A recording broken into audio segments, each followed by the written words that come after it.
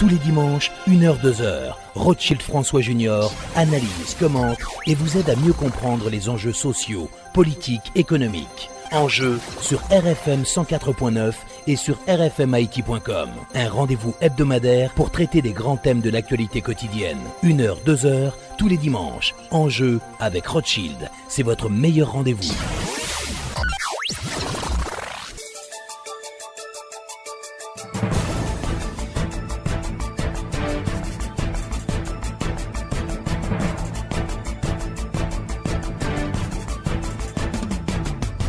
Mesdames et messieurs, bonsoir et bienvenue à l'émission Enjeux qui sera consacrée à la coopération internationale, le déploiement de la MINUJUST, la réhabilitation de l'armée, la crise politique et la coopération entre la Banque interaméricaine de développement et Haïti. Nos invités, le professeur James Boyard et l'économiste Éric Pierre, ancien PM désigné et ancien représentant d'Haïti à la Banque interaméricaine de développement. Encore une fois, bonsoir et bienvenue à l'émission Enjeux. Depuis ça ouvre ses outils. Puis bon choix matériel pour électricité, finition et plomberie. Puis bon service, puis bon accueil pour tout le monde cap construit. Architecte, ingénieur, compte mettre boss, designer au soir mettre caille. Éco de bon bien tout sans besoin pour construire j'ai caillou normal. Petits outils, gros outils, bons outils, bon ma qualité supérieure, bon prix. Si ranger vos constructions, belle finition. Éco dépôt pour job la bien faite, pour caille fait. Éco-dépôt, c'est joindre la technique à l'agréable.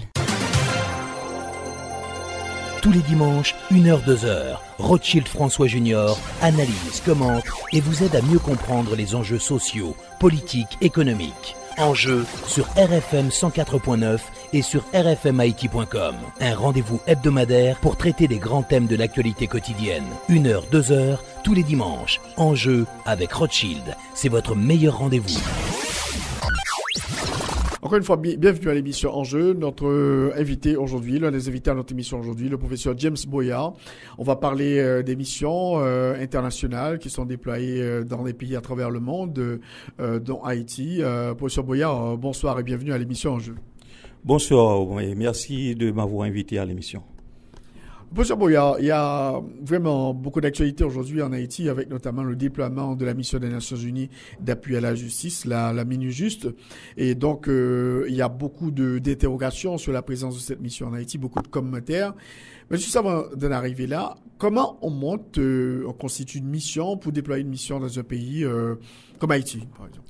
Une très belle question. D'abord, il faut considérer qu'il y a 4 étapes à suivre pour constituer une opération de maintien de la paix, une mission de maintien de la paix telle que la MICIVI, telle que la MUPONU, telle que la MINUSTA, etc.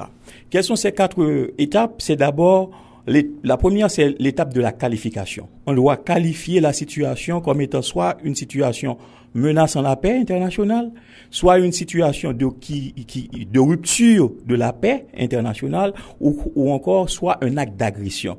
Donc, ce qui fait, dans le cas d'Haïti, on a considéré que la situation haïtienne est une situation pouvant menacer la paix régionale ou la paix internationale. La deuxième étape, c'est l'étape des recommandations. Donc, une fois qualifiée la situation telle qu'elle, donc les Nations Unies adoptent une décision pour recommander à l'État concerné de prendre les dispositions pour corriger la situation. Donc, si la situation n'est pas corrigée, donc on passe à la troisième étape. La troisième étape, c'est l'étape des mesures de contrainte non normées. Des mesures de contrainte non normées, le plus souvent qui sont des mesures de contrainte économiques. Et puis, la quatrième étape, c'est si la situation perdure, donc on adopte des mesures de contrainte armées. Donc, ce qui fait les modèles qui sont les opérations de maintien de la paix, les modèles d'action collective qui sont les opérations de maintien de la paix, et constituent la quatrième étape, la mise en œuvre de la quatrième étape. Alors, dans le cas d'Haïti, donc on a vu dans le cadre de la résolution prise pour le déploiement de la MINUST, les Nations Unies maintiennent le chapitre 7. Est-ce que vous éclairez un petit peu l'opinion sur ce que dit le chapitre 7? Mais justement, et à chaque fois que les Nations Unies abordent la question de maintien de la paix et de la sécurité internationale, eh bien, on aborde le chapitre 7 des Nations Unies. Parce que c'est le chapitre 7 de la Charte des Nations Unies qui constitue ce qu'on appelle le pouvoir d'action, le pouvoir de contrainte des Nations Unies sur les États membres et même sur les États non membres des Nations Unies. Ce qui fait que si on veut donner une force, une autorité à une décision des Nations Unies, le plus souvent, cette décision est adoptée sous l'égide du chapitre 7. Il y a de nombreux autres chapitres qu'on aurait pu évoquer. Mais malheureusement, dans le cas d'Haïti, on a évoqué le chapitre 7. Ce qui fait que la décision telle que la résolution 2350 instituant la MINUST a été adoptée sous l'égide du chapitre 7. Cela veut dire que l'État d'Haïti est contraint d'accepter le déploiement de la mission, est contraint de contribuer à l'atteinte des résultats, en fait, des objectifs de cette solution, de cette mission. Alors, est-ce qu'il n'y a pas un peu d'incohérence, si vous voulez, dans ces décisions prises par les Nations Unies? Parce que la MINUSTA était justement là pour garantir la stabilisation du pays. On dit que la MINUSTA est partie parce que le pays est plus stable aujourd'hui. Et malgré tout, les Nations Unies maintiennent le chapitre 7. C'est une question de diplomatie. C'est une question de diplomatie et de commodité également pour éviter de dire qu'on s'est trompé, qu'on a failli dans les objectifs de la MINUSTA. Parce que le fait seulement que la MINUSTA ait pu passer 13 années sur un territoire, c'est la preuve que les objectifs n'ont pas été atteints. C'est la preuve que le bilan de la MINUSTA est mitigé. Parce que rien n'explique que une opération de maintien de la paix à la taille de la MINUSTA, qui a pu intervenir en Haïti, alors que Haïti la situation haïtienne n'était pas caractérisée par une guerre civile, par un conflit armé ouvert entre des fractions. Qu'est-ce qui pourrait expliquer le fait que la MINUSTA ait pu rester 13 années en Haïti? C'est dire que la stratégie que les responsables des Nations Unies, ou du moins les responsables de la MINUSTA ont mis en œuvre pour répondre, pour corriger la situation haïtienne, cette stratégie n'a pas été une bonne stratégie. Donc, ce qui fait que pour consolider au moins ce que la MINUSTA a pu réaliser, donc les Nations Unies ont dû venir avec une nouvelle mission qui est justement la MINUST, uniquement pour consolider les acquis de la MINUSTA. Donc pour vous, c'est un constat d'échec, James Boyard? Pour ma part et pour plusieurs observateurs, c'est un constat d'échec, mais n'attendez pas à ce que les Nations Unies disent qu'ils ont échoué. Et les Nations Unies ne vont jamais dire qu'ils ont échoué, mais je vous dis que le seul fait que la MINUSTA ait pu passer 13 années et le seul fait que la MINUST est venue pour prendre le relais de la MINUSTA, c'est la preuve que les objectifs n'ont pas été atteints. Moi, je ne dirais pas qu'il y a un échec total, mais je dirais que le bilan est mitigé. Parce que moi, j'ai comme l'impression que 50% des objectifs n'ont pas été atteints. Parce que quels étaient les objectifs de la MINUSTA à l'époque, si on se le rappelle, c'est la stabilisation d'Haïti du point de vue sécuritaire, c'était la promotion du dialogue politique pour assurer ce qu'on appelle la stabilisation politique. Mais aujourd'hui, même lorsque on sait que la situation sécuritaire n'est pas ce qu'elle était en 2004, mais est-ce que on peut parler de stabilité politique, même lorsqu'on a pu avoir au moins trois élections, mais il n'y a pas de stabilité politique. Et voyez la crise post-électorale. Et on n'a qu'à observer la multiplication des manifestations de rue, des débordements de rue depuis quelques mois, depuis quelques semaines. Donc c'est la preuve que il y a pas eu justement un impact considérable de la MINUSTA dans ce secteur-là, et à savoir la stabilisation, la stabilité politique en Haïti. Alors, James Boyard, aujourd'hui, il y a tout un débat sur la question du déploiement de la MINUJUST, notamment le statut du personnel de la MINUJUST. Voilà pourquoi on pense qu'il est absolument nécessaire que le Parlement intervienne, ratifie cette convention signée entre l'État haïtien et les Nations Unies. Alors, qu'est-ce que vous pourriez nous dire comme professeur en relations internationales? Alors, voilà ce qui s'est passé. C'est dire que les opérations de maintien de la paix comme modèle d'action collective des Nations Unies pour résoudre des questions, des problèmes de sécurité dans un pays, pour résoudre des crises nationales ou internationales. Ces opérations de maintien de la paix ont évolué depuis la naissance des Nations Unies, ou du moins depuis 1948, date du déploiement du premier modèle d'opération de maintien de la paix. Ces opérations ont évolué parce que on a connu 3 générations d'opérations de maintien de la paix. La première génération, c'est ce qu'on appelle le peacekeeping. Le peacekeeping, c'était des opérations de maintien de la paix qui devaient intervenir dans les conflits internationaux, dans les conflits entre les États, première chose. La deuxième chose importante, c'est que ces opérations de maintien de la paix pouvaient se déployer seulement avec l'aval des autorités de l'État ou des États concernés. Seulement avec l'autorisation des autorités locales. Voilà pourquoi que les Nations Unies ont pris l'habitude de d'élaborer ce qu'on appelle des accords de siège. Des accords de siège qui seront signés par les autorités locales des 2 États ou des 3 États qui sont en conflit. Donc, ces accords de siège, justement, déterminent le statut de la mission, mais surtout le statut du personnel de la mission. Parce que la mission est constituée de personnel, le plus souvent de personnel international, ce qu'on appelle des fonctionnaires internationaux. Donc, le plus souvent, ce statut prévoit une sorte de protection diplomatique à travers ce qu'on appelle l'immunité et de juridiction pour ce personnel, qui ne seront pas justiciables des cours et tribunaux locaux, mais plutôt des cours et tribunaux de leurs pays respectifs. Maintenant, en raison de cette pratique que les Nations Unies avaient de conclure des accords de siège, même lors que les opérations de maintien de la paix ont évolué vers une 2e génération et même vers une 3e génération, cette pratique continue. Mais le problème, c'est que les opérations de maintien de la paix de la 2e génération et les opérations de maintien de la paix de la 3e génération sont considérées comme étant des opérations qui peuvent se déployer, des missions qui peuvent se déployer sur un territoire d'un État avec ou sans l'aval des autorités locales. Avec ou sans l'aval. Donc, ce qui fait que, normalement, si les Nations Unies devaient respecter la nouvelle doctrine des opérations de maintien de la paix, l'accord de siège n'est pas un document, n'est pas un outil important, puisque ces opérations peuvent intervenir avec ou sans l'aval des autorités locales.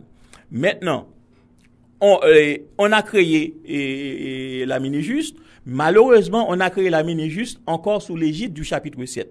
Ce qui fait que, avec ou sans l'autorisation des autorités haïtiennes, la MINUJUST pourrait se déployer sur le sol haïtien. Et c'est le cas. Et c'est le cas. Et ce qui fait que le chapitre 7, ou encore les 13 articles de ce chapitre 7, eh bien, sont considérés en droit international comme étant la supralégalité internationale. C'est-à-dire que ce sont des mesures de droit qui sont les plus impératives dans le droit international.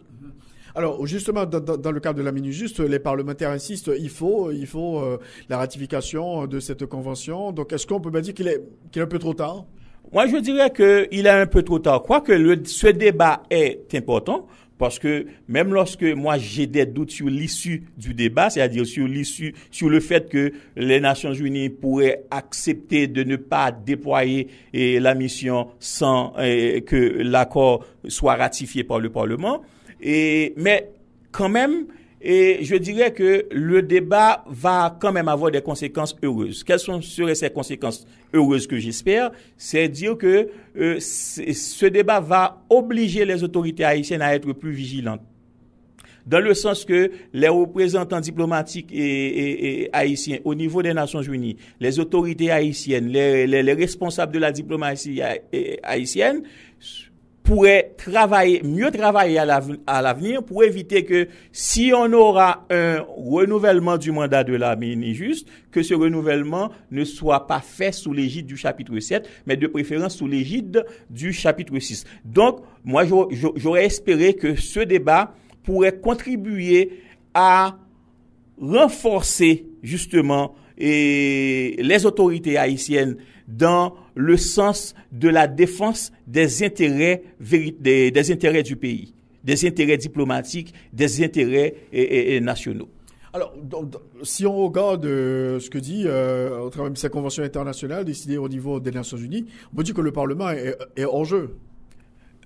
Comme je disais tout à l'heure, c'est vrai qu'il est trop tard maintenant pour forcer la mini-juste à retourner à son siège social à New York. Avant le déploiement, le déploiement a été déjà effectué. On aurait dû adopter justement ces dispositions avant même l'adoption de la résolution 2350, parce que le problème c'est pas l'accord de siège, le problème c'est la résolution 2350 qui a été adoptée sous l'égide du chapitre 7. Donc c'est ce qu'on aurait dû faire. Donc techniquement les Nations Unies ont raison. Juridiquement ils ont raison. Parce que Haïti est membre fondateur des Nations Unies. Haïti a négocié le projet de la charte de San Francisco. Haïti l'a signé et l'a ratifié. Donc tous les États membres des Nations Unies, sont obligés de respecter la charte des Nations Unies. Mieux que ça, en ce qui a trait au chapitre 7, puisque la charte, comme vous le savez, c'est un accord international, c'est une convention, c'est un traité, la règle générale pour tout traité, c'est que le traité n'est opposable qu'entre les parties. C'est-à-dire, s'il y a 2 ou 3 États qui ont conclu un traité, le traité n'est opposable ne peut avoir des effets contraignants que pour ces 3 États concernés. Mais en ce qui a trait à la Charte des Nations Unies, notamment le chapitre 7, c'est la première fois qu'on a un traité qui peut être opposable même aux tiers. Ce qui fait que, en vertu du chapitre 7, de la force, de l'autorité du chapitre 7, la Charte des Nations Unies est opposable même aux États qui n'ont pas ratifié, qui n'ont pas signé la Charte des Nations Unies. C'est pour cela qu'on traite la Charte des Nations Unies à travers ce chapitre 7 comme étant la supralégalité internationale. Alors, dans le cadre de la mini-juste, une décision du Parlement n'aurait aucun effet. N'aurait aucun effet si les Nations Unies décident ainsi. Seules les Nations Unies peuvent décider de faire le retrait unilatéral de la mini-juste. Malheureusement, c'est le cas. Et le représentant spécial adjoint du secrétaire général des Nations Unies l'a dit. Donc, cette semaine, ça a soulevé quand même quelques débats au niveau du Parlement. Oui, il l'a dit, mais sauf que moi, je n'ai pas écouté personnellement l'intervention du représentant, du responsable adjoint, du responsable AI de la mini-juste, mais les commentaires que j'ai eu par rapport à son intervention, c'est comme quoi qu'il aurait intervenu de manière désobligeante. Donc, je crois que nous sommes en présence d'une crise diplomatique, je dirais, impliquant le Parlement haïtien et l'État haïtien et une mission des Nations Unies. Je crois que le responsable, le représentant de la mini-juste gagnerait à avoir un comportement plus docile et un comportement public plus docile. Alors, le président de la République, lui, il a convoqué le Parlement à l'extraordinaire. Justement, la question de la mini-juste a soulevé le statut de la mini-juste. Alors, comme on dit, pour le Parlement, c'est trop tard, mais aussi pour le gouvernement, on peut dire que c'est trop tard. Oui, c'est pratiquement trop tard pour les deux pouvoirs. Comme je disais tout à l'heure, seules les Nations Unies peuvent décider de faire le retrait elles-mêmes de la mini-juste. Parce que tout est possible. Parce que si on se le rappelle, en 2006, et 15 jours avant le retrait, la fin du mandat du gouvernement provisoire de l'époque, le gouvernement haïtien et de l'époque, le gouvernement Boniface et la Tortue, ce gouvernement avait conclu avec les Nations Unies un accord portant sur la réforme de la police nationale. Mais le problème, c'est que dans le contenu du rapport, dans le contenu de l'accord s'étendait à des secteurs souverains haïtiens, tels que la politique étrangère haïtienne, parce que imaginez-vous que il y a des articles de l'accord qui disposaient que le gouvernement haïtien ne peut pas conclure un accord international avec un État si l'accord ne convenait pas ne correspondait pas à la mission de la MINUSTAH, ou si l'accord pouvait porter atteinte à la mission de la MINUSTAH. Ça, c'est du n'importe quoi, c'est une violation grave de la souveraineté nationale du pays. Donc, moi-même, personnellement, j'ai pris sur moi de publier un article sur la question, mettant l'accent sur tous les points de droit qui ont été violés par cet accord, et s'agissant des règles du droit haïtien, des règles constitutionnelles, s'agissant des règles du droit international et même des principes des Nations Unies. Ce qu'il y a eu, c'est dire que la communauté haïtienne, les partis politiques haïtiens, mais le parti Espoir qui allait prendre le pouvoir 15 jours après, se sont mobilisés. Donc la société haïtienne s'est mobilisée.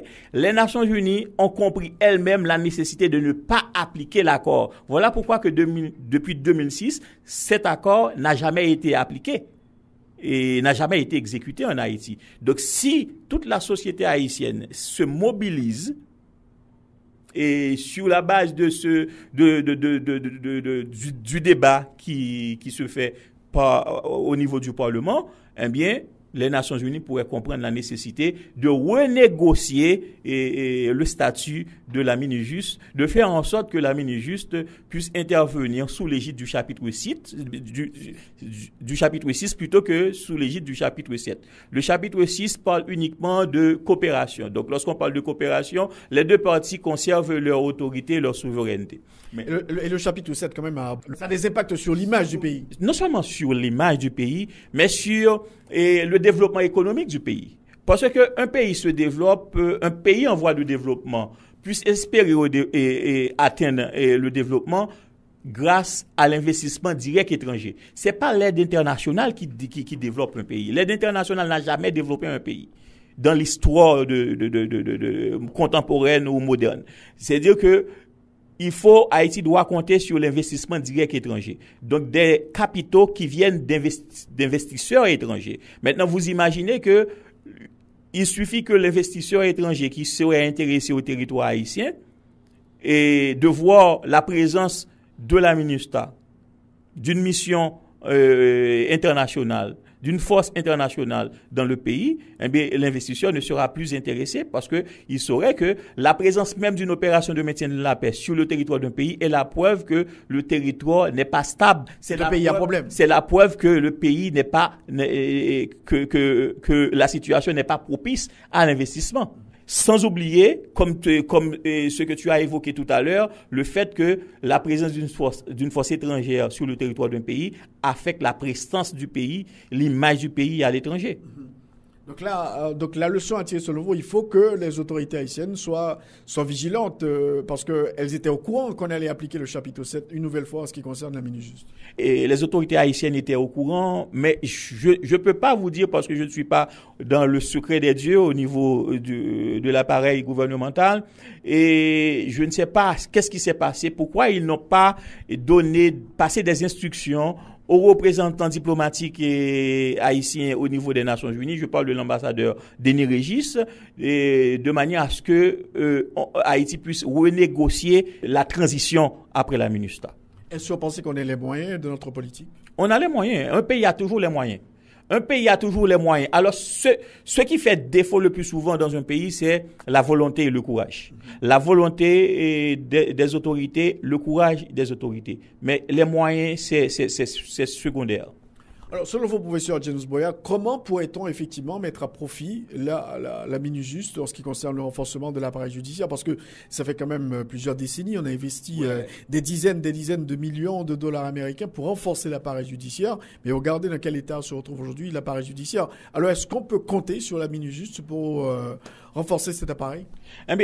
Moi, je dois dire également, mis à part toutes les critiques qu'on peut formuler à l'encontre de la MINUSTAH ou à l'encontre des Nations Unies, c'est que la plupart des objectifs de la MINUSTAH n'ont pas été atteints. C'est pas uniquement à cause de la mauvaise stratégie mise en place par la MINUSTAH. Mais c'est aussi à cause du manque de volonté et des autorités locales aussi. C'est-à-dire que les autorités haïtiennes ou les partenaires haïtiens n'ont pas véritablement contribué à permettre à ce que les objectifs des Nations Unies soient réalisés véritablement dans le secteur de la sécurité, dans le secteur des droits de l'homme, dans le secteur de la justice. Donc moi, j'aurais espéré que avec la Minijust, que les autorités haïtiennes prennent conscience de la nécessité de mettre les bouchées doubles de manière à permettre à ce que l'appareil judiciaire puisse se renforcer, de manière à permettre à ce que le renforcement institutionnel en Haïti soit réalisé, de sorte à éviter qu'on ait une nouvelle mission en Haïti. Parce que à chaque fois que Haïti va donner l'image qu'elle est un pays institutionnellement, politiquement instable, eh bien, l'instabilité en Haïti va affecter la paix régionale, la sécurité régionale, voire la sécurité internationale. Eh bien, c'est un alibi pour n'importe quelle intervention étrangère en Haïti. Donc, c'est aux autorités haïtiennes. Et quand je parle d'autorités haïtiennes, je parle pas seulement du gouvernement haïtien, du parlement haïtien. Je parle de toute la société haïtienne, même des citoyens, surtout les citoyens, qui doivent contribuer, c'est-à-dire dans le sens du dialogue politique pour s'entendre d'abord sur la destinée de ce pays. C'est aux Haïtiens de prendre en main la destinée de ce pays, c'est-à-dire de dialoguer, de faire en sorte que la paix politique, la paix sociale revienne en Haïti pour éliminer justement cet alibi d'intervention étrangère en Haïti. Alors concernant la Minijust, est-ce que vous pensez qu'il serait aussi de bon ton que les Nations Unies travaillent étroitement avec les différents secteurs impliqués dans le domaine de la justice pour que cette mission réussisse? Évidemment, c'est l'objectif fondamental de la Minijust, c'est de contribuer au renforcement du secteur justice. Quand je parle du secteur justice, je parle pas seulement des cours et tribunaux, de la magistrature et de la magistrature, et je parle aussi du secteur des droits de l'homme, c'est-à-dire des organisations de défense des droits de l'homme, et je parle aussi du secteur sécurité, la police nationale. Donc, ce qui fait que la Minijust aura à intervenir dans tous ces secteurs-là pour essayer de préserver les acquis de la MINUSTAH et renforcer davantage ces acquis. Donc, il revient maintenant aux partenaires haïtiens de travailler et d'exiger davantage de la Minijust, parce qu'on n'avait pas suffisamment exigé de la MINUSTAH. Donc, pensez aussi que la Minijust doit faire attention pour ne pas dicter sa loi aux autorités haïtiennes. Je crois comprendre que on est venu avec la Minijust sur la base d'un constat que les Nations Unies elles-mêmes ont fait sur la mauvaise stratégie de la MINUSTAH depuis les 13 années d'intervention. Ces stratégies fondées autour une stratégie qui n'avait pas suffisamment considéré ce qu'on appelle le savoir local, et une stratégie qui n'avait pas considéré suffisamment les priorités du gouvernement ou encore la réalité du terrain. Voilà pourquoi on est venu avec, quand je dis on, c'est-à-dire les Nations Unies sont venues avec la Minijust et a élaboré une nouvelle stratégie pour la Minijust. Et cette stratégie doit considérer d'abord le savoir local, doit s'aligner sur les priorités du gouvernement et cette stratégie doit correspondre aux réalités, c'est-à-dire aux besoins du terrain. Donc, il faut vraiment une communication parfaite entre les autorités, les secteurs locaux et la Minijust pour que cette mission puisse atteindre ces objectifs au bénéfice de l'appareil judiciaire haïtien. Mais s'il y a vraiment, au niveau de la communication, il y a des pépins au niveau de la communication, c'est brouillé, donc ça marchera pas selon vous.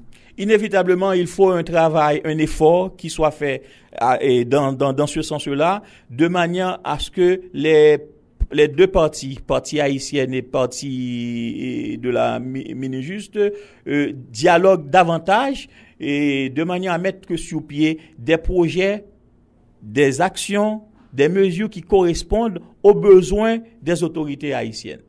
Et moi, je dirais que c'est pas la première fois qu'on critique la stratégie d'intervention d'une opération de maintien de la paix. Il y a même un auteur c'est une dame qui s'appelle Otesser, qui a même publié un ouvrage pour parler de la bulle et des opérations de maintien de la paix. Comme quoi que le personnel international reste dans une sorte de bulle et ne s'ouvre pas suffisamment à la société, c'est-à-dire à la population de l'état du territoire d'intervention. Donc, je pense que c'est ce que la Minijust doit faire, sortir de cette bulle de manière à s'approprier la réalité locale.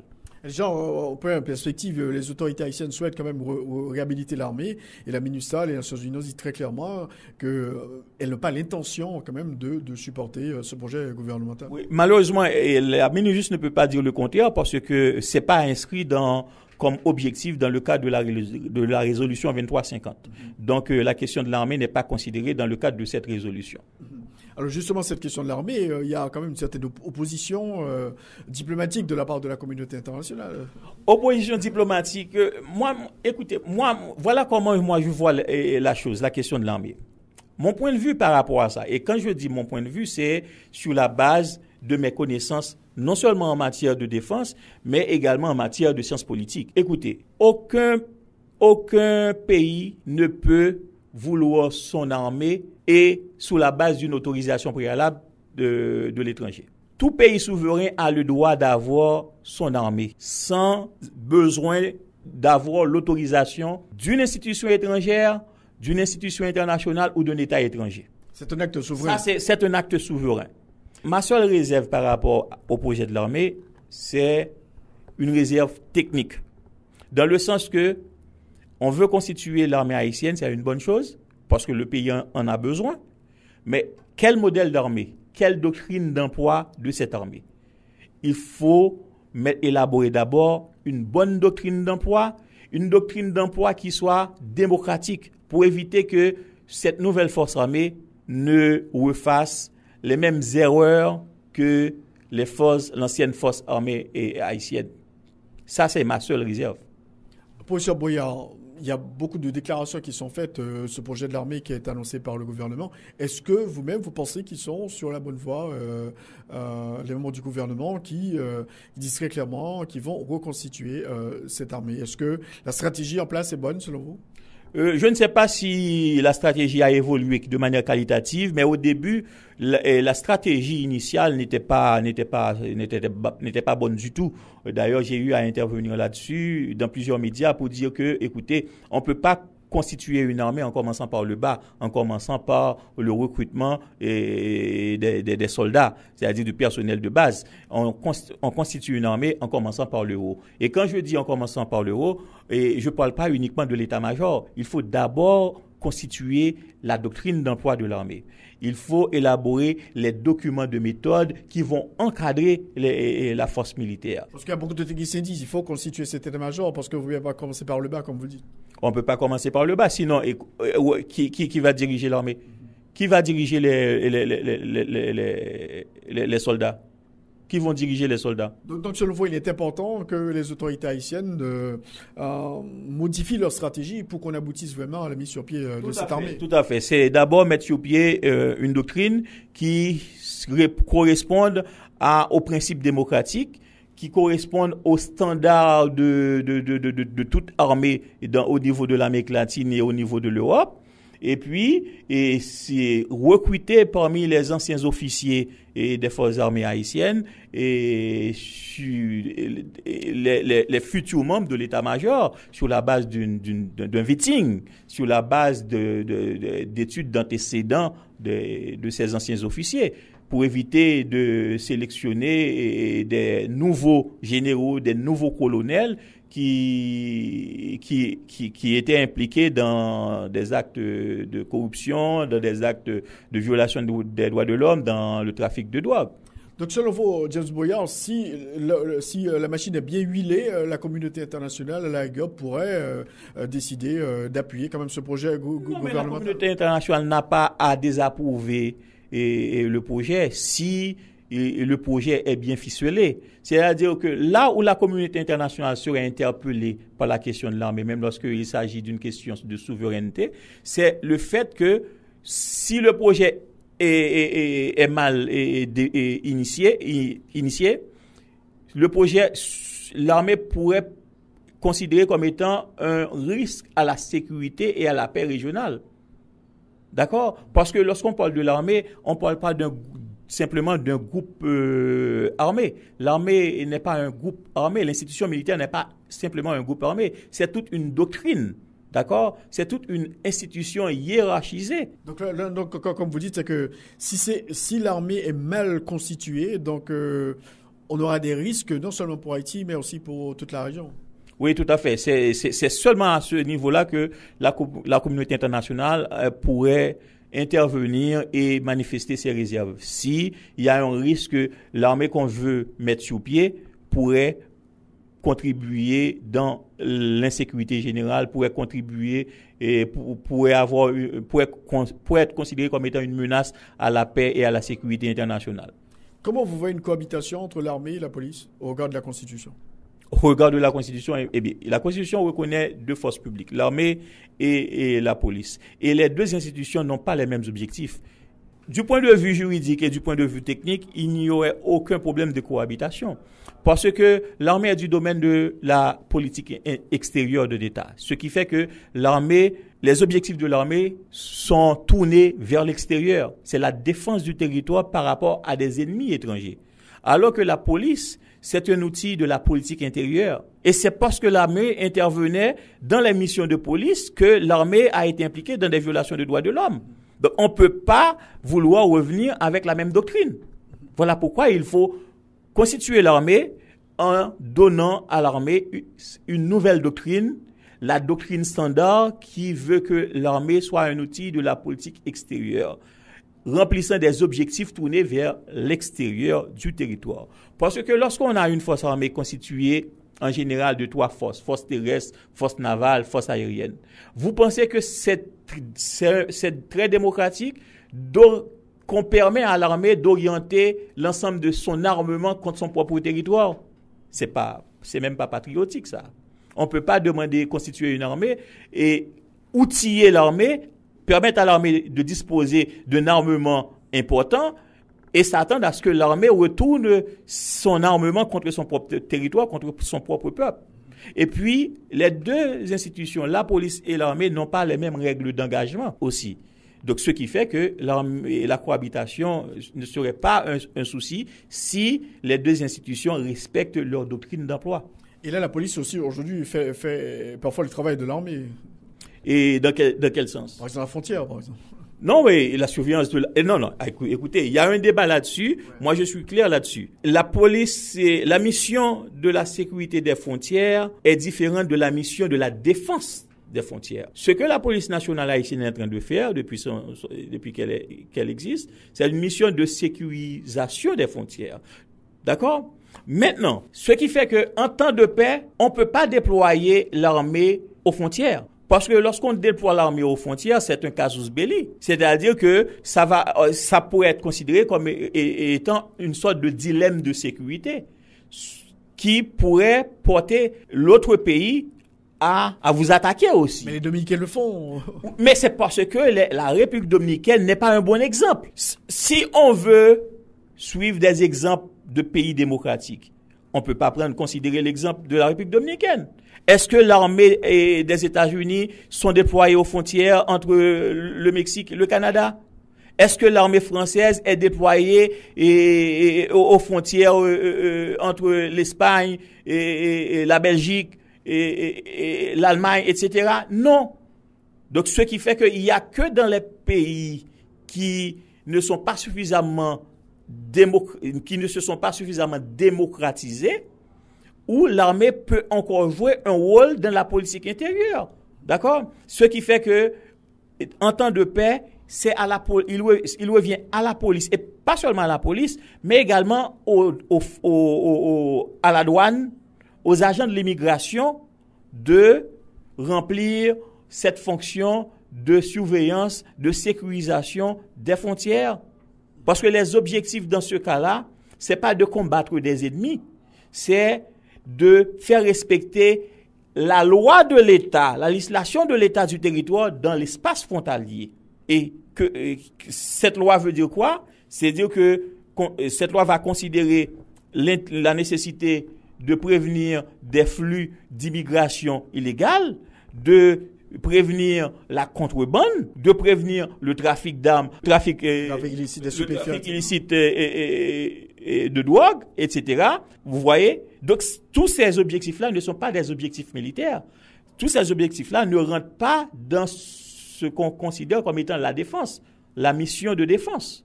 Selon vous, James Boyard, est-ce qu'il est nécessaire aujourd'hui d'avoir une armée pour épauler la police nationale?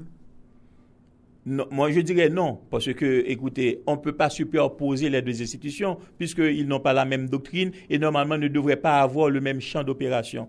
La seule exception, les seules règles d'exception où l'armée pourrait intervenir dans l'ordre interne, c'est seulement en cas de défense civile. De défense civile, où l'armée est appelée à participer dans des opérations de prévention de menaces contre les civils en cas de guerre imminente. Mais également en cas de développement aussi, l'armée peut contribuer au développement de certaines communautés. Pour revenir sur la stratégie appliquée par les autorités haïtiennes, sur la question de l'armée, les autorités en place disent, bon voilà, on souhaite avoir une armée de développement, des militaires qui seraient là pour construire les routes, faire le reboisement. Mais il y a d'autres secteurs qui disent, voilà, vous faites une armée, mais c'est pas une armée qui serait dédiée exclusivement à la question du développement. Non, la question du développement ne serait pas la mission de l'armée, non. C'est-à-dire que c'est de manière accessoire qu'on peut utiliser le corps de génie de l'armée dans ce sens-là, dans le sens du reboisement, et c'est seulement de manière exceptionnelle. C'est-à-dire qu'on ne peut pas constituer une armée pour le reboisement, pour construire des routes, pour construire des ponts. C'est vrai que cette force-là qu'on appelle les génies militaires sont censés constituer par des ingénieurs avant-gardistes. Donc, ce qui fait que le plus souvent, il y a des États qui utilisent la technicité et la science des génies militaires pour concourir au développement de certaines infrastructures. Vous seriez d'accord qu'on ait une véritable armée, quoi? Pardon? Vous seriez d'accord qu'on ait une véritable armée? Oui, c'est mon avis. On doit avoir une véritable armée. Une véritable armée avait inscrite, consacrée dans le cadre de la doctrine de l'armée, la véritable doctrine de l'armée, ce qui fait que l'armée est un outil de la politique étrangère d'un pays. Merci beaucoup, professeur James Boyard, d'avoir été l'un des invités à notre émission aujourd'hui pour parler quand même de ce débat sur la MINUJUST et parler un peu des questions de relations internationales. Merci beaucoup. Merci RFM. À bientôt. Alors, nous avons avec nous M. Éric Pierre, ancien représentant Haïti au sein de la BID. Donc, Éric Pierre, qui est même économiste très connu, long parcours. Nous parlons parler quand même de coopération Haïti avec la BID, bien que vous ne représentez plus Haïti au sein de la BID, mais nous parlons parler un petit peu de coopération. M. Pierre, bonsoir. Bonsoir, Rothschild, et bien content de rencontrer vous. Alors, Éric Pierre, semaine ça a BID fait un peu l'actualité en Haïti avec notamment une déclaration que Luis Alberto Moreno, le président de la BID, qui était en visite côté des oppositions pour prendre place à bord de caravane. Donc, il y a eu beaucoup de réactions enregistrées du côté de l'opposition qui critiquaient la déclaration Moreno. Je vais pas avec vous, je ne pas attendre des déclarations parce que je ne pas là. Mais les gens m'entendent, puis en radio tout. J'ai l'impression qu'on a maladresse là. D'entrée de jeu, qu'on a maladresse. Premièrement, je ne sais pas si le président Moreno lui-même t'a rencontré ou même dans l'opposition, parce qu'en général, le président a un pays difficile comme ça, même si le président, autorité gouvernementale là, il y a toujours une certaine façon pour faire une rencontre avec l'opposition pour une idée. Parce que le pays est difficile, une polarisation et déclaration président Moreno, bien doit demander, est-ce que il a contribué à apaiser la situation, à faire mon yo mettre ensemble ou bien la diviser. Me poser question, mon même a réfléchi sur les. Et le président dit leur proposition, d'après ça me comprendre, rencontrer, monter en caravane et gouvernement. Pas pour l'interroger intention, monsieur, t'étais mauvais, comme si m'ta d'eau, t'étais fait on purpose pour que t'étais non. Gon problème d'unité. On a considéré tout comme on appelle à l'unité, il a mal fait. Et comme moi, s'il te tiré en compte avec au monde dans l'opposition avant, mais peut-être qu'il t'a paraît, ou l'autre gens, peut-être qu'il t'a fait le tout, il n'a pas de faire. Mais les virner comme ça, les deux bonnes fois d'après, les ouais ça qu'a fait là, étant donné que tellement essayé en Haïti, pas y marché. Monsieur dit, monsieur, c'est pas une mauvaise idée. Les cas pas connaît tout que haïtien, peut-être pas très comprendre ça qu'a fait là tout, parce que nous tous connaissons un problème de communication, un problème d'explication, et c'est pas que le temps fait président plaisir, non? De bonne forme, quoi que monsieur a impressionné, on est président débarqué là, c'est pas lever le débarqué, il y a un représentant ici, et même Kabdou, on est dans Koldo, qui représente Konya, on connaît très bien, c'est un professionnel de très haut niveau, c'est pas nèg qui voyer monter. Maintenant, Haïti tellement en pas jamais marché là-dedans, il dit, putain, ça a une chance, vous comprenez? Puis on garde pour nous faire un bout de chemin avec lui, comme Haïti, comme Bidou font un bout de chemin avec la plupart des initiatives raisonnables que le gouvernement prend. Maintenant, et puis il faut qu'on pas bailler ça. Vous pas souhaiter une importance extraordinaire à Samoé Nodia. Oh monsieur, vient faire opposition, la leçon, vient faire ingérence. Bon, en tant qu'haïtien, a fait ingérence, n'oubliez ça. Ingérence, on a bien là-dedans. Donc, on n'a pas besoin parce que monsieur font des maladroits. Je dis que Moreno a été maladroit. M'a assumé ça. L'homme temps débat yo me senti au départ gon erreur passé là qui message il était parce que l'opposition très critique même dit que bon monsieur Monet a été monié par le président Jovenel Moïse etc. donc opposition vraiment pas content. Non, on connaît peut-être un petit peu exagéré mais ça pas fait pour surprendre personne de tout un peu de l'argent qui a parti là bas ça yo. Honnêtement, on cap dit pas quoi qu'on a fait l'argent qui bail là de sa président dia et des fois tout l'homme dit ça, peut-être que moun yo k'ap gen des réactions normales, oui, mais exagéré comme ça dans ce sens ça, prend toute balle c'est corruption, son l'argent monsieur touché, c'est pas vrai. Tout simplement comme d'eau, c'est pour nous rappeler. Et vous m'avez oublié font petit recul parce que il y a tellement bail qui a passé. Quand vous m'a parlé avec là surtout, on pas tant aimer pour Haïti pas comprendre qui importance bid gain pour les. Écoutez, coopération internationale là nous connaissons que il pas qu'à développer un pays. Moi-même, je suis bien placé pour le savoir parce que je me passe pratiquement tout le temps professionnellement dans l'institut de coopération internationale. Mais c'est une sorte de rampe de lancement, une série de principes, une série de normes soit appuyées. Tant qu'on a fait appel d'offres, ça fait Haïti, pour qu'ils soient obligés de faire appel d'offres international, c'est parce que son consortium de pays que là-dedans, c'est pour tout le monde qui a une chance comme si nous avons participé.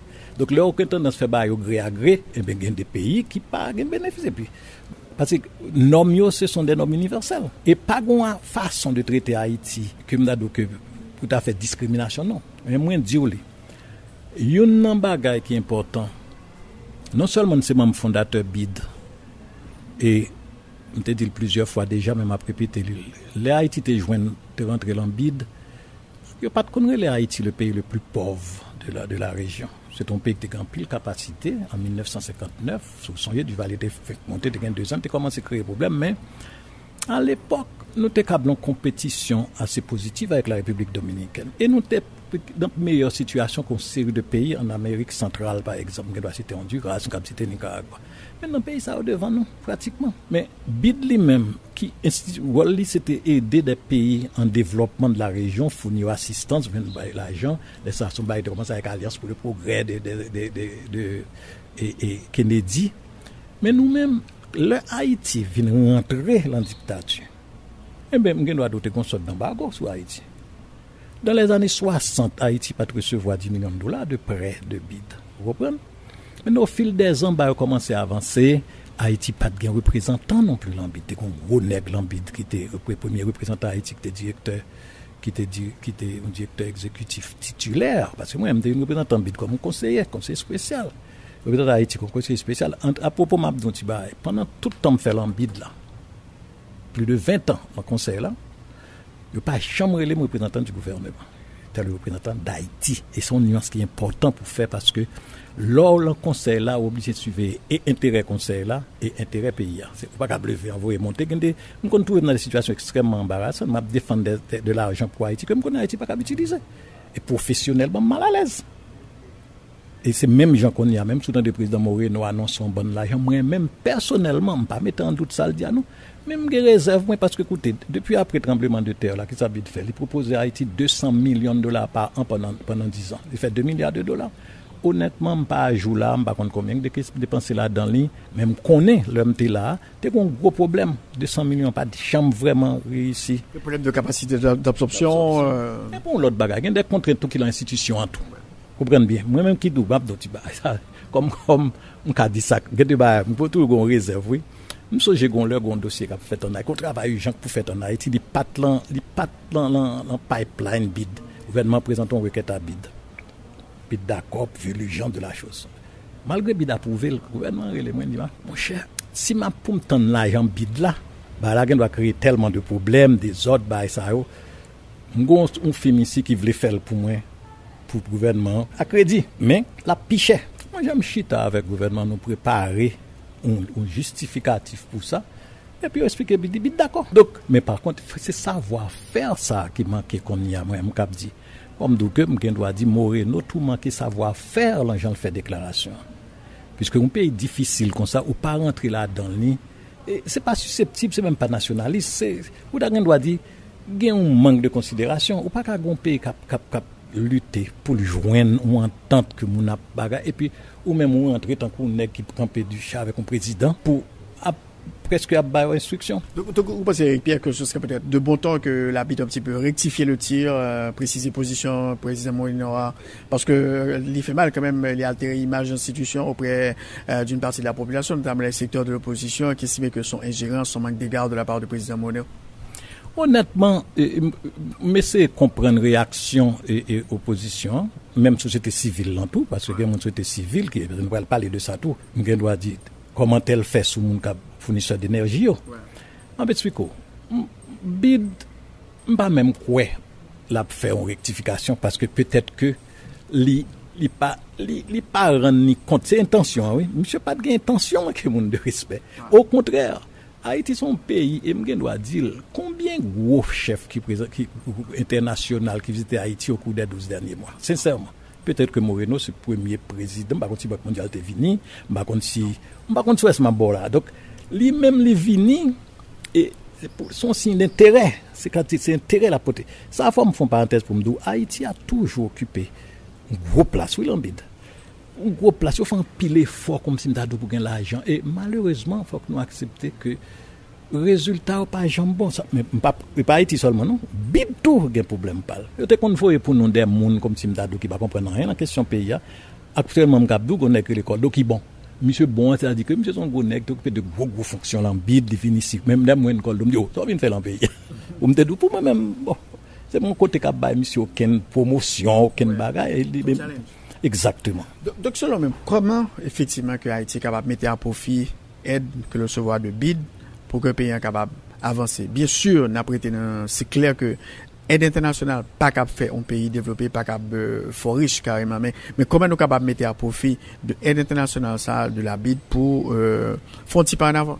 Mabdou, BID sont une institution qui est très dynamique. On quitté BID en 2013 et honnêtement, pas à jour, comme si m'dadou l'actualisation de normes, procédures, même qu'on doit pour Haïti, on prend des bagages spéciales. Là, on fait des procédures spéciales pour Haïti. Ça n'est pas précisément bon, non?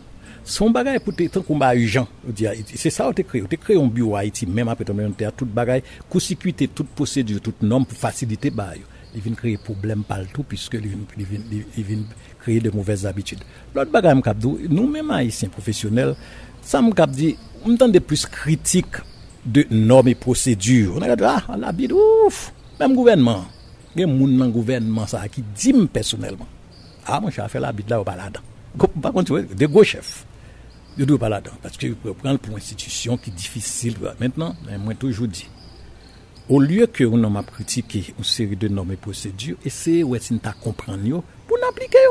Et tout l'autre pays, la bide sont gros bails dans la région. Oui. C'est pas Banque mondiale. La BID, c'est le principal fournisseur financier de l'Amérique latine. Et qui a respecté les bails. Et maintenant, comment premièrement, c'est pour une chita étudier des projets bien étudiés, vraiment, parce que bon problème, il y a des gens qui disent qu'ils ne peuvent pas faire études, trop études. Malheureusement, c'est ça qui fait tout, nous, un problème. Peut-être que peut-être prend trop de temps, mais si vous pas fait étude, vous doit par exemple vous Jérémie que moi-même souffrir en pile de lui. Ou ça c'est en 2006 René Préval te dit préfet. Jusqu'à présent là, ou a lutter peut-être que le cap fait, peut-être que le pas fait, mais effectivement qui ça il vient coûter excessivement cher parce que il y a des études qui pas faites. Des masses rocheuses qu'on a développées mais mal sur route là, m'écritoire ou catatique sous bas ça déjà pour montrer difficulté gain là-dedans. Donc l'idée c'est faire de très bonnes études de préinvestissement, de très bonnes études de faisabilité et maintenant respecter un série de bagages, supervision aussi. Nous avons un gros problème ici parce que tout bas ça yo Haïti non pas bête passer personne professionnel yo pas c'est pas même qui pi crétin et gen qui bon tout bon et dans pays a même toujours dit ça me rencontrer dans le secteur public là des fonctionnaires extrêmement sérieux et compétents mais on a l'impression système nan enveloppé yo puisque finalement soit superviser on trouve une faiblesse là-dedans ou fait pour une autorité pour dire écoutez monsieur bah ça n'a pas faire ou bien n'a pas l'argent pour mais moun ça gen va gon accès au plus haut niveau et des fois c'est pas même ministre c'est président le premier ministre il faut parce qu'il faut qu'on dise réalité comme moi matin au niveau de détachement que on cap parler de bail ça yo toute critique même Moreno ça Moreno t'a pris fourrer bouche là bas aussi ba t'a marché si nous te fait ça nous te pour nous faire et puis il y a cette tendance là comme Simdadou de considérer un président institution comme Zami on pas gen bail comme ça l'institution n'a pas d'amis personnels comme si peut-être qu'il y a des amis personnels de là Moreno te considéré que c'était des amis Laurent Lamotte comme Simdadou mais le travail là pas gain fait ça pas veut dire que monsieur t'es pas mis aucun avantage particulier comme premier ministre vous comprenez il était senti bien avec vous comprenez il était gain goût commun il était gain amis commun bah ça mais ça pas veut dire qu'il t'a facilité quoi que ce soit parce que vous direz bien c'est sous ça de commencer c'est sous continuer avec Laurent donc sincèrement on pas gain une sorte de conseil spécifique pour profiter de aide là mais ce serait vraiment malheureux que à cause de ça qui a passé là vous me dites mon cher bid là pas rien du tout non institution moi-même bien entendu pas passer combien de temps là dedans on connaît et me cap dit que te gon ti respect plus tout parce que moi-même te kon poser une série de problèmes on connaît chaque monde qui personnalité ou chaque monde qui une relation tout avec gouvernement moi-même te trouve un excellent rapport et pour question de président Préval non tout ministre des finances pas son bon ministre des finances le gouverneur pour la bide mon cher m'gen doit toujours un excellent rapport mais qui job moi c'est expliquer ça pour faire Moreno ça quand leur dit que l'a venir rencontrer dans réunion parce que l'ambide la chaque jour avec président il dit mais tu sais que je vais en Haïti demain me dit non je ne savais pas président me dit que ça passe dit je vais voir le président Matel il me dit vous allez donc carrément me dit monsieur vous allez donc en une mission privée j'ai dit non parce que norme non dit qui ça si président a vinn dans pays c'est pour te passer dans bureau Haïti c'est nous pour planifier réunion pour nous les ministres des finances là pour connaître qu'on arrive même faire ministre des finances à chercher l'aéroport parce que comme ça protocole là pour des finances pour faire rendez-vous pour lui avec président mais toute bagaille sur court-circuité pas contre si c'est à cause de communication à cause de fond open nèg là n'a pas passer toute structure yo boycotté et m'gen doit dire dans ce cas précis c'est relation directe entre président bid président pays yo désinstitutionnaliser pays même te kon dit depuis l'MT en bid que dans ce cas la bid et d'autres yo contribué à yo pas renforcer les institutions au contraire bah alors une bail personnel en pour me dire il n'est pas question de personnaliser les rapports internationaux il faut les institutionnaliser ça pays à mon donc vraiment il faut nous mettre travail nos propres dans le cadre de coopération avec la BID définitivement non seulement ça et c'est la BID en Haïti depuis 1961 ouvrir représentation on pas capable plein de normes BID encore des exigences de la BID les exigences sont réciproques sont mutuelles ce sont les normes qui discutent sur Haïti sont pas qui discutent en bord là moi même comme membre représentant Haïti en bord là m'appuyer là et les m'appuyer là pas moi non ministre des finances là bon autorisation on analyse il fait statement sur lui donc il y a des bail moun comprendre ah ouais nèg a traiter quoi non bail kon pidu Argentine misère moun so passer là un problème de avec fonds monétaire vous comprenez donc je crois que c'est pour nous remettre bail en place pour ne pas comprendre c'est parce que y a traité nous comme ça nous même que Haïti sont forme de complexe tout que nous pas de compte gagner autrefois et puis parole blanc pas parole l'évangile moi que ça Samuel tout non écoutez Moreno dit c'est une opinion peut-être que je dois encore une fois, je dois faire une preuve d'une sorte de savoir-faire, compte tenu de difficultés pays à gagner pour mettre les gens ensemble. Ça va maintenant parler, par exemple, un petit peu sur le dossier énergie. Il y a une tendance, comme si je diaboliser les fournisseurs d'énergie. Tout le monde connaît le problème de l'électricité pays d'Haïti. Il y a pas de monde qui parle que nous ne pouvons pas continuer comme ça. Le président de la BID, il a été très fort concernant les fournisseurs d'énergie en Haïti. Oui, et là encore, je trouve que c'est une déclaration politique qu'en général, l'institution pas qu'on fait. Vous comprenez? Il y a un problème vraiment bien. La BID frustrée parce qu'elle investit en pile l'argent dans l'électricité. Mais est-ce que sincèrement, dans un dossier comme ça, c'est fournisseur d'énergie pour nous voir doit être sur d'abord? Il y a des contrats. Il y a des contrats léonins, ce sont des contrats peut-être qui étaient pas connus. Il y a une bonne note bagaille qui est passé dans le contrat. Mais là, nous avons un contrat, nous pas capable nous en tant qu'institution internationale pour violer un contrat. Et des gouvernements, comment pour le renégocier si c'est possible. Toujours des possibilités pour renégocier. Et je ne suis pas d'accord pour arrêter avec des gens qui prennent des risques dans le pays pour faire des investissements. Ils ont fait des investissements. Bien entendu, les gens ont fait des investissements. Ils profitent de toute contradiction système, de toute faiblesse. Donc, c'est chita pour dire comment pour nous sortir dans ça. Et ce n'est pas aujourd'hui, il y a parlé de ça. Moi, ce n'est pas aujourd'hui. La BID, la Banque mondiale, depuis les belles rives des premiers ministres, c'est une sorte de moment random of understanding qui était signé entre Haïti, AID, USAID, Banque mondiale, la BID, pour voir comment tu as résolu le problème ça.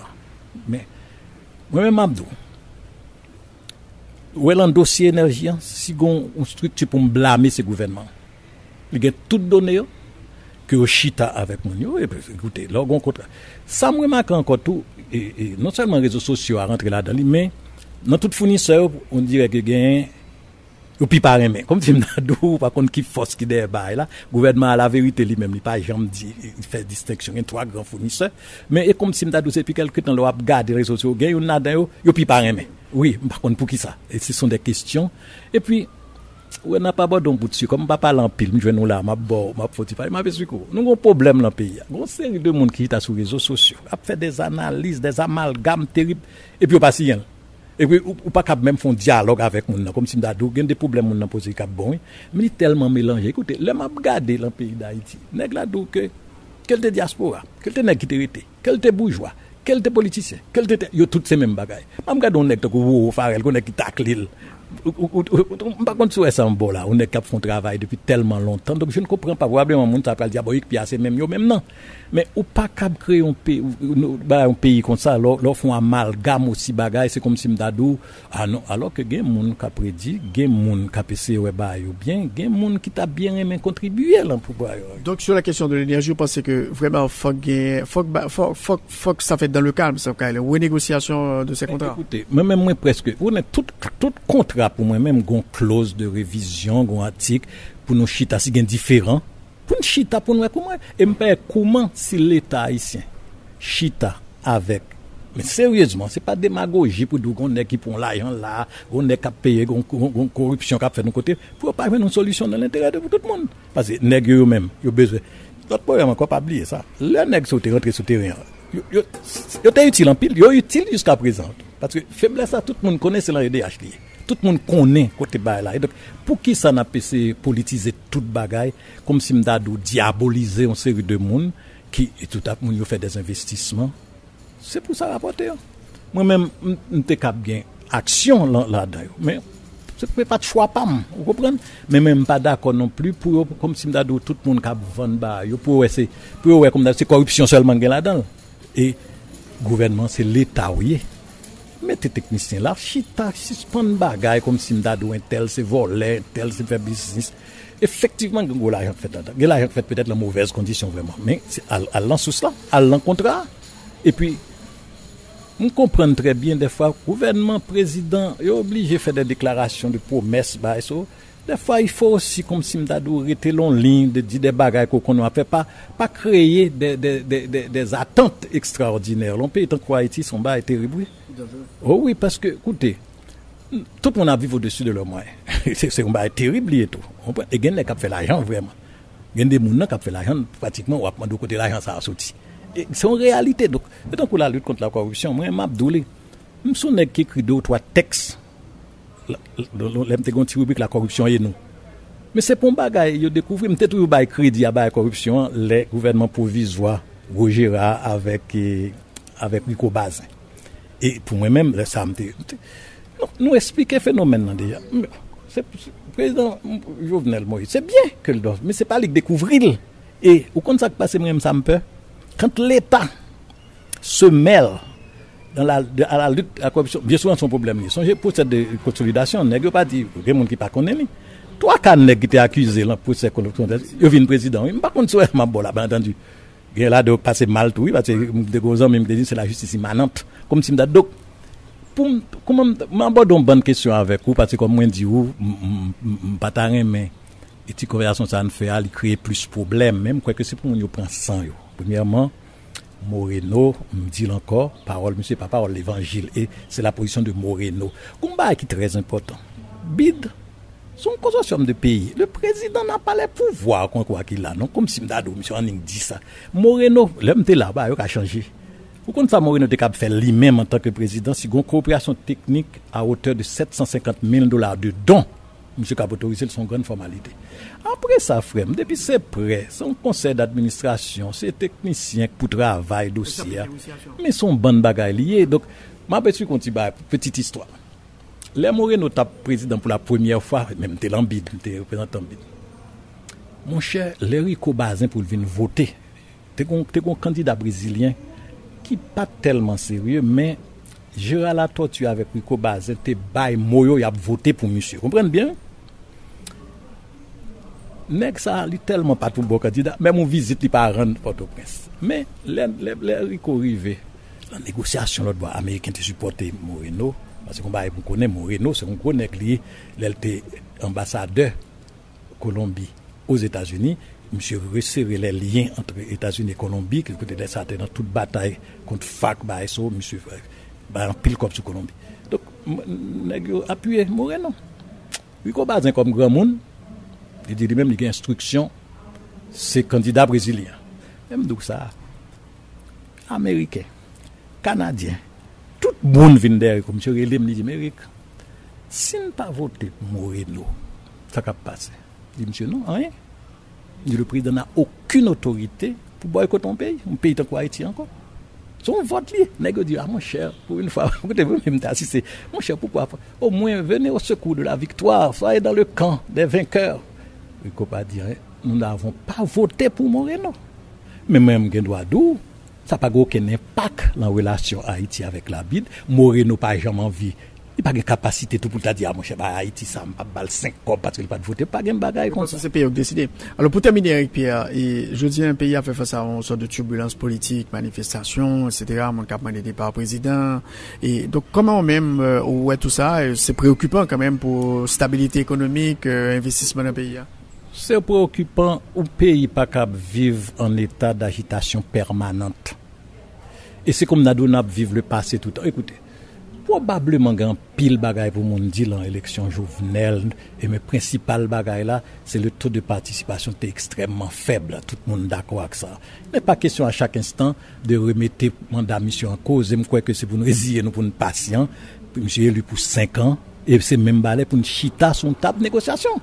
Maintenant, est-ce qui vous fait premier pas? Est-ce que le président lui-même, équipe président lui-même, n'est pas capable de faire contact avec l'opposition? Comme moi, au début, ça me dit, il t'a bon tout si Moreno.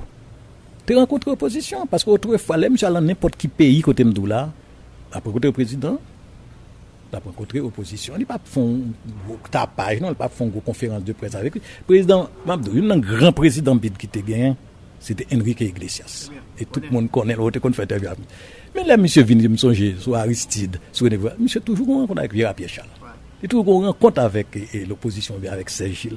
Mais ici, je ne connais pas si il ça encore. Pour manifestation, je crois sincèrement, ce n'est pas ça qui a résoudre le problème. Puisque regardez, moi, je un bon exemple très simple. Je prends l'homme qui sortit Washington dans l'établissement Jérémy Lacaille. J'ai entendu je écrasé, il y a un gros problème. L'homme parle Jérémy par la route, je ne sais pas qu'il m'a privé. Je suis sorti Jérémy avec Michel. Nous sortis grand matin, 6h du matin. Je suis via je fais 4 heures de temps bloqué. Laissez pas rare, laissez pas manifestation. Eh bien, ou un problème. Est-ce que le monde comprend que l'on fait manifestation ça, ou aider le pays à avancer? Maintenant, je me dis, est-ce que le gouvernement lui-même a intérêt tant que hier manquait pas sorti va me dire côté pour m'aller. Mais on dit que le gouvernement interdit pas de manifestation. Le gouvernement interdit manifestation. Bon, premièrement, est-ce que le doit interdire? Je ne connais. Mais c'est vraiment extraordinaire. Tu vois, le gouvernement fait pour tirer leçon de ça. Oui, pour attendre. Est-ce que il y a des gens qui pas fait job? Parce que d'où manifestation interdite, c'est pour un bagage, c'est prendre des dispositions pour le pas faire. Et pas quoi. Le problème d'interdiction, peut-être que c'est un vice de forme, ou pas camper pour interdire comme ça, non? Maintenant, monde qui connaît. Moi, sincèrement, nous ne pouvons pas aller aucun côté. Si chaque vie retourne un gonde qui président parce que il mal élu et qu'il n'a pas de force vraiment pour voir mon aller. Et pas quoi c'est ça qui est meilleur bagage pour le pays retourner l'on bagage encore. Il faudrait que nous commencions à plus de monde qui participe à l'élection. Et maintenant son cercle vicieux puis mon doit vote mais pas compter vraiment parce que pas le magouille. Moi même personnellement, m'gen des penser ouais problème ça c'est position pas. Peut-être qu'on devrait réfléchir un petit peu, oui, avant de rentrer dans le bagage conseil électoral permanent. Et cette idée de dire que sous un conseil électoral permanent, pas de magouille encore, ou bien doit laisser le magouille là, en permanence. Réfléchis sur lui, tout simplement, pas même connaître qui monde qui là dedans là. Mais est-ce que c'est le moment? C'est en cours. Ça a été fait depuis son idée. Il y a un conseil permanent qui était bagage, et même le ministre est embarqué là-dedans. Le problème avec ça, des fois, les gouvernements font bagage. Institution qui là par exemple pour ta météo là yo pas dit rien alors qu'il y a fourré bouche là ça ou pas de fourré bouche donc concernant les manifestations selon même turbulence politique et seul Jean pour ta résoudre peut-être c'est dialogue concertation mais faut qu'on certain niveau de dialogue m'a pas expliquer un petit bagage maintenant il faut se demander qui est le chef de l'opposition son opposition multicéphale mais là encore son pays tout le monde contre tout le monde mais pour qui ça président Jovenel Moïse avec Bayo en principe, supposé gagner pour gagner monde qui a fait contact avec nèg qui soit disant tête de l'opposition et pour dire monsieur même s'il prend 15 jours même s'il prend parce que on surenchère plus monde n'a faible plus la fait surenchère maintenant c'est pour nous comprendre un citoyen dans le pays ça qui a levé le matin la descendre dans travail craser machine que ce sont gros perte liées nous avons tellement perdu depuis le départ de Duvalier depuis l'ère démocratique là on perdu plus cob. Et ou vient créer une situation, m'tape sur colère, m'tape sur Jérémy. Gon problème. M'rivé, m'sorti Jérémy, les François Sevre mourir, m'a maintenant enterrement monsieur. M'rivé Rozo, yo bloqué route là pour qui ça mande sac passé. Et pas de Philippe non. C'est parce que moun yo pas d'accord avec élection Kazek font cochon. Par contre, même qui moun dans zone, on ka comprendre comment ça fait mal. Et même obligé perdre journée, pas comprendre. Donc moi même on croit sincèrement et pour vous connaissez longtemps. Est-ce que le gouvernement t'a doué réceptif également avec Pierre Arnaud? Est-ce que le gouvernement t'a doué réceptif? Non seulement que le fait pour le réceptif, même pas t'a dit gouvernement seulement et le Parlement dans tout ça. Parce que nous son pays, faut que nous pas retenir. Parlement a un pouvoir là que pas jamais gagné aucun côté. Si Parlement pas de crédibilité, même pas corruption pas là son gagote lié, vous comprenez? Donc pour qui ça gagne là? Bah budget là encore m'a bon ignorance, même pas qu'on détaille parce que si j'en détaché et que vous entendez son budget qui compte diaspora, son budget. Donc moi-même, effectivement, on croit que toute bagarre est faite pour Chita. Maintenant, il y a un problème tout. Peut-être que les gens qui rentrent dans des discussions de dossiers qui n'ont pas bien maîtrisé tout. Autrefois, je suis le tape fait par ça. Tu as des gens qui ont fait encore, tu as Chita en bas, tu travailles avec eux, tu as un secteur privé, tu as des civils là qui Chita. Tu as un demi-consensus qui fait tout ça. Oui, sur René, je prends sur demi-matéli, tout pas de ça. Vous comprenez? M'pa connait comment budget ça a fait lui-même et m'pa jamais été pour me dire c'est exécutif là seulement pour me bagaille parce que gon gros pouvoir que le parlement et gon ban gagotte qui fait parlement contribuer là-dedans ça sont réalité liées donc qui est-ce qui vient faire la leçon là donc vous fait mal aller trop loin là donc la concertation selon même c'est vraiment c'est la clé et c'est pas concertation là en mot seulement non écoutez gouvernement ça a été dit il va faire les états généraux par contre, ce sont de très bonnes idées, mais au lieu plutôt pas faire vraiment parce que vous est monté, on va être partisan lié, c'est tel. Et puis, au niveau du choix, il y a un pile monde dans le pays vraiment qui cap ba écoute, mais peut-être que yo ouais monde ça, il y a des qui travaillent longtemps dans le pays qui de bonne foi, on va veut pour dire tout pays c'est corrompu là dans lui parce que moi on a pile fonctionnaire état en pile monde. Il y a monde dans le secteur privé à tout qui pas apprécié, pas tout le monde qui l'en contrebande, c'est pas tout le monde qui a volé. Donc moi même pas connais, je crois que Si ton leader, ça pour nous faire, c'est jouer une formule. Il y a toujours une formule pour nous chita parler ensemble, nous chita dialoguer. C'est message ça m'daba. Et écoute, président l'élu pour 5 ans, c'est pour Haïtien qu'on est.